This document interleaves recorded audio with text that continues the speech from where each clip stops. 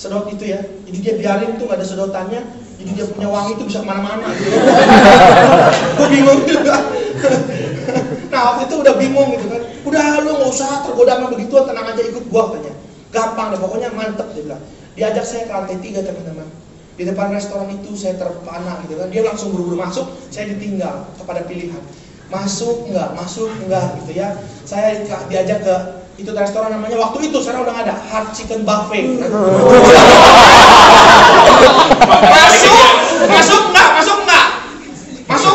Masuk. Saya bukan cuma makan kenyang sekali, saya makan kenyang sekali. Nggak ada habis-habisnya makan ya. Itu terlibat, itu bukan komitmen. Sama seperti tadi, perikop tadi teman-teman, kalau teman-teman perhatikan, kalau bukan nanti Matius ya, perikop padanan yang Matius 8 ayat 18 sampai dengan 22, di situ kelihatan bahwa orang yang datang mau tanya sama Yesus ini ahli Taurat teman-teman. Orang yang kenal Alkitab, orang yang kenal Taurat luar dan dalam, titik komanya dia hafal kitab suci itu, dia hafal gitu kan, ahli Taurat. Bayangkan ceritanya ahli Taurat datang sama Yesus gitu ya, samanya seperti kalian habis ada DPD datanglah umat dia terus bilang. Waktu itu misalnya kalau dalam posisi kita frater tuh datang, gue mau ikut dong aktif DPD gitu kan. Kalau lu ada dikduk jago lu gitu ya. Pasti frater tersanjung kami misalnya gitu kan.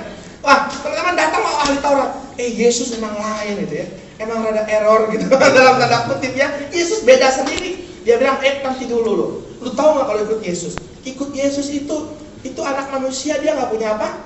Sarang. Burung aja masih punya sarang. Tetapi kata Yesus anak manusia nggak punya untuk letakkan kepalanya. Katanya kemudian apalagi serigala masih punya liang. Kalau anak manusia nggak punya tempat, nggak punya apa-apa teman-teman gitu ya. Siap kalau ikut anak manusia dengan segala risikonya. Ternyata dia waktu itu siap apa nggak siap? Nggak siap. Ngomong sebenarnya. Gue juga nggak tahu siapa siap ya. Nggak ngomong di situ. Tetapi Yesus langsung bilang, tunggu katanya. Dia panggil orang lain yang rupanya sudah lebih lama ikut teman-teman ya. Kamu sini. Ikutlah aku katanya gitu kan. Nggak mungkin Yesus ngomong sama orang nggak dikenal, orang dikenal lah kurang lebihnya. Sini. Sudah lebih lama dia ikut daripada ahli Taurat. Kamu ikutlah aku. Dia bilang apa? Tuhan Yesus nanti dulu ya. Aku mau menguburkan Bapakku katanya gitu kan. Yesus bilang apa? Biarlah orang mati menguburkan orang mati. Waduh Yesus gitu ya. Aneh. Yang kedua Yesus panggil lagi, kamu sini. Yesus, aku mau ikut kau, tetapi biarin aku pulang dulu deh, minta izin sama keluargaku. Tetapi yang mau ikut Tuhan masih lihat ke belakang, nggak layak untuk kerajaan Allah. Waduh, Yesus ini aneh luar biasa. Masa mau nguburin Bapak aja nggak boleh gitu kan? Aneh nggak teman-teman? Aneh nggak? Aneh buat kita. Buat ahli Taurat nggak aneh. Ahli Taurat ngerti maksudnya apa. Karena ahli Taurat juga orang yang paham soal tradisi teman-teman. Di situ disebutin nggak bapaknya sudah mati? Coba baca, sebutin apa sudah mati. Jadi pertanyaannya kalau dia mau ngomong mau nguburin bapaknya mati, itu bapaknya udah mati atau belum teman-teman? Udah belum? Di situ disebut bapaknya udah mati. Ada disebut? Enggak ada teman-teman. Yang ada itu tradisi lama, di mana anak bungsu tuh nggak boleh keluar rumah, laki-laki nggak boleh tinggalin keluarganya. Dia yang punya tanggung jawab untuk ngurus keluarganya sampai bapaknya mati, orang tuanya mati, dia yang kuburin. Jadi sekarang loncat dulu ke perumpamaan anak yang hilang. Itu anak bungsu. Bukan cuma ambil harta, bapaknya belum mati. Bapaknya belum mati, dia tolak kewajibannya untuk ngurusin bapaknya, dia pergi teman-teman. Dosanya tuh luar biasa saudara. Kalau terangnya baru ya. Oke, kita loncat lagi, balik lagi perikop tadi. Di sini ngomong begitu. Jadi bayangkan waktu itu jangan-jangan bapaknya belum mati teman-teman. Bapaknya masih mati 30 tahun lagi. Misalnya begitu kan.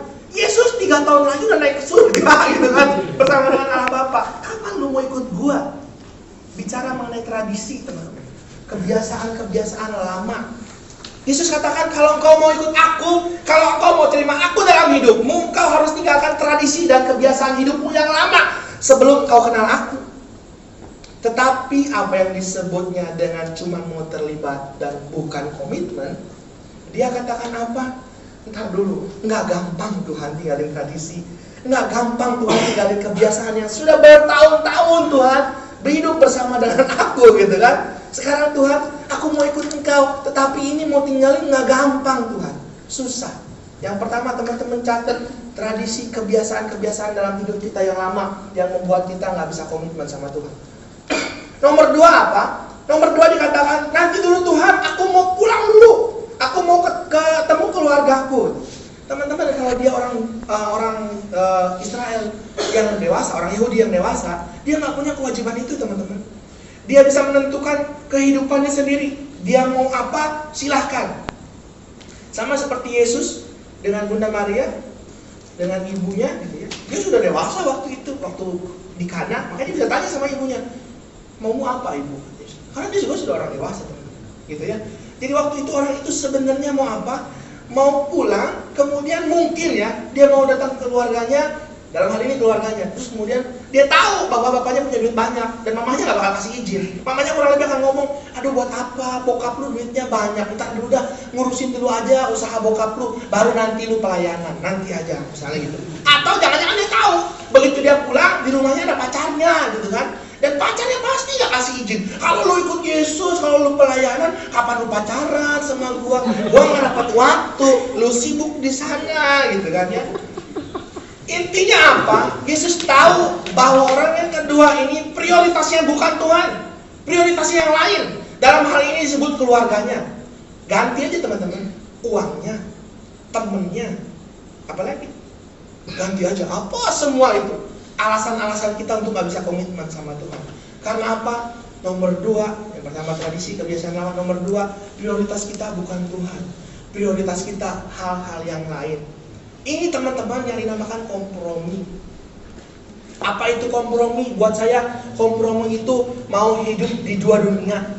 Buat saya kompromi itu egois. Kompromi itu bukan pilih cuma satu. Kompromi itu mau dua-duanya. Satu pihak dia pengen dekat dengan Tuhan, dia pengen angkat tangannya, jadikan aku indah, dia pengen bergetar dikit-dikit gitu kan, dia pengen merasakan hadirat Tuhan gitu. Tetapi di pihak yang lain, dia juga pengen hidup di kanan gitu kan.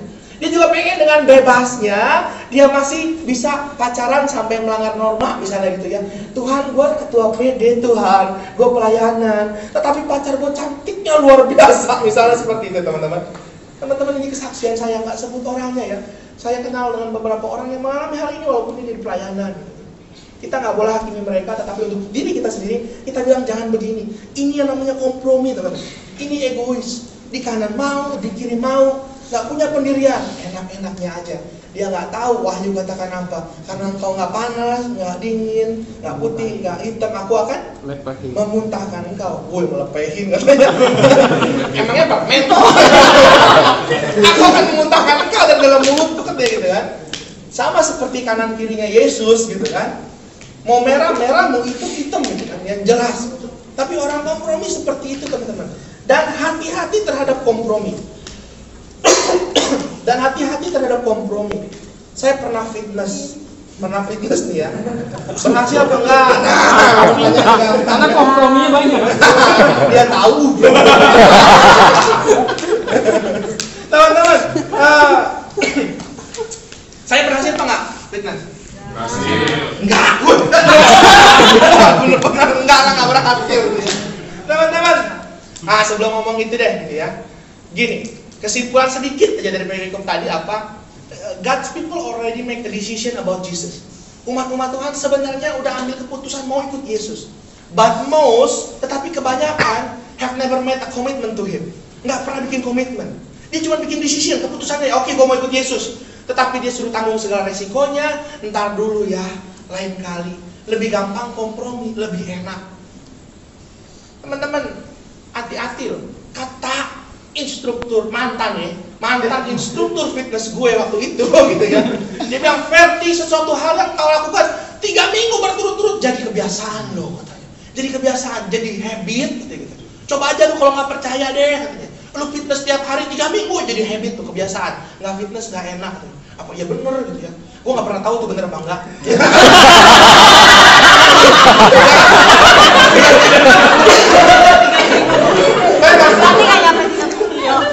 Tapi dalam hal yang lain gue tahu gitu kan.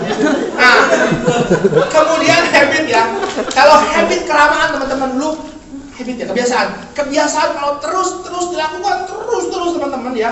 Bukan cuma jadi habit, kalau bahasa Inggrisnya old habit katanya. An old habit die hard. Betul, pintar. Bahasa Inggrisnya old habit die hard, kebiasaan